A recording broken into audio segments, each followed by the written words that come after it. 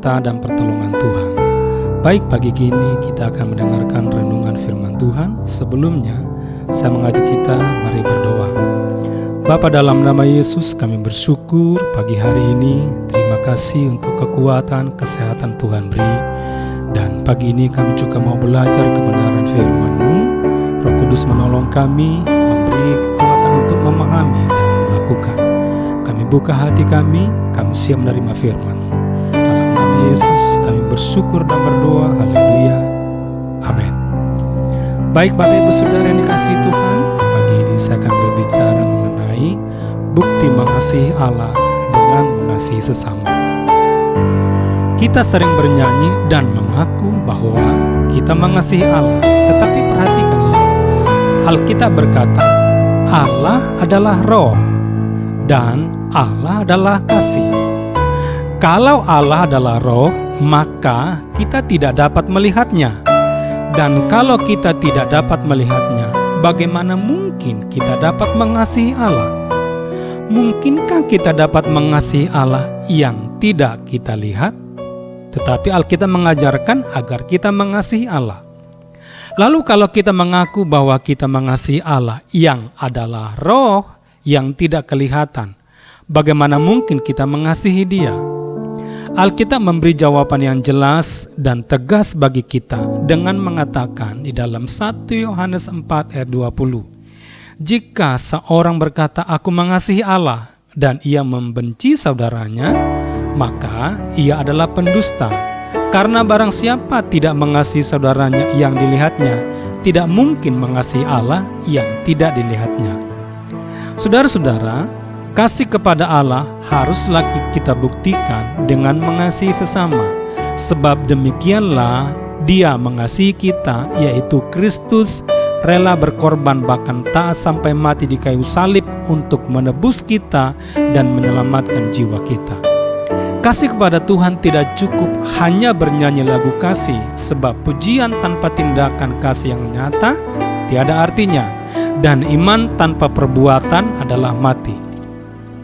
Apakah Kristus hanya membuat tanda heran, mujizat dan kesembuhan, mengajar dan berkhotbah sebagai bukti bahwa Dia mengasihi kita?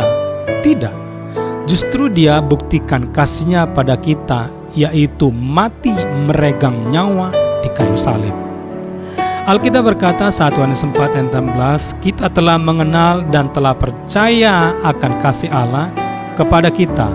Allah adalah kasih, dan barang siapa tetap berada di dalam kasih, ia tetap berada di dalam Allah dan Allah di dalam dia.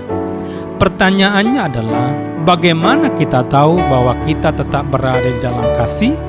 Tentu dengan mengasihi sesama. Lalu bagaimana mengasihi sesama? Apakah cukup hanya dalam perkataan tanpa perbuatan? 1 Yohanes 3:18 berkata, anak-anakku, marilah kita mengasihi bukan dengan perkataan atau dengan lidah, tetapi dengan perbuatan dan dalam kebenaran. Lalu perbuatan kasih yang bagaimana menjadi bukti bahwa kita mengasihi sesama? Alkitab berkata, Matius 25 ayat 36, ayat 34 sampai 36 dan ayat 40.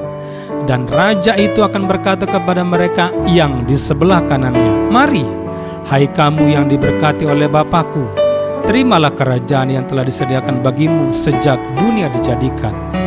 Sebab ketika aku lapar, kamu memberi aku makan. Ketika aku haus, kamu memberi aku minum. Ketika aku seorang asing, kamu memberi aku tumpangan. Ketika aku telanjang, kamu memberi aku pakaian. Ketika aku sakit, kamu melawat aku. Ketika aku di dalam penjara, kamu mengunjungi aku. Dan raja itu akan menjawab mereka, aku berkata kepadamu, sesungguhnya segala sesuatu yang kamu lakukan untuk salah seorang dari saudaraku yang paling hina ini, kamu telah melakukannya untuk aku. Bukankah kita sering kali bernyanyi, berikanku hati seperti hatimu, yang penuh dengan belas kasihan. Berikanku mata seperti matamu, memandang tuayan di sekelilingku. Berikanku tanganmu untuk melakukan tugasku. Berikanku kakimu melangkah dalam rencanamu, dan berikanku hatimu. Saudara-saudara, doa dalam nyanyian ini biarlah menjadi gairah dan hasrat jiwa yang terus berkobar dalam hati kita, bahwa kita mengasihi Tuhan dengan mengasihi sesama. Ingatlah bahwa kita dapat memberi tanpa mengasihi, namun kita tidak dapat mengasihi tanpa memberi. Sebab itu mari kita mengasihi dengan memberi. Cara terbaik mengasihi Tuhan adalah mengasihi sesama. Cara terbaik melayani Tuhan adalah melayani sesama. Bukti nyata bahwa kita mengasihi Tuhan yang tak terlihat adalah mengasihi sesama yang terlihat.